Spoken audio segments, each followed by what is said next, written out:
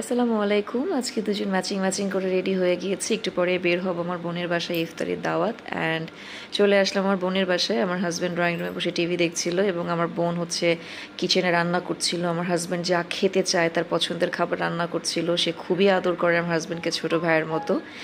And আমিও হচ্ছে পুরো বাসা ঘুরে বেড়াচ্ছিলাম, টুকটুক করে সবার সাথে কথা বলছিলাম, মাঝে মধ্যে আমার বোনকে গিয়ে কিচেনে একটু একটু হেল্প করছিলাম। এর মধ্যে হচ্ছে ইফতারির সময় হয়ে গেল। আমার বোন অনেক কিছুর আয়োজন করেছিল। আমার হাজব্যান্ড যা যা খেতে চায়, পছন্দ করে তাই তাই বানিয়েছিল এবং সব কিছুই ছিল হোমমেড। এরপরে আমরা সবাই একসাথে বসে ইফতার করে নিলাম।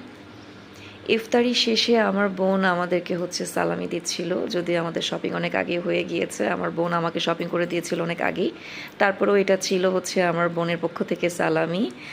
অ্যান্ড এরপরে হচ্ছে আমরা খেতে বসলাম। আমার বোন আজকে রান্না করেছিল আফগানি পোলাও, সাথে হচ্ছে গিয়ে চিকেন চিলি। খুবই মজা হয়েছিল খাবারটা। এবং সবাই ভালো থাকবেন। আল্লাহ হাফেজ।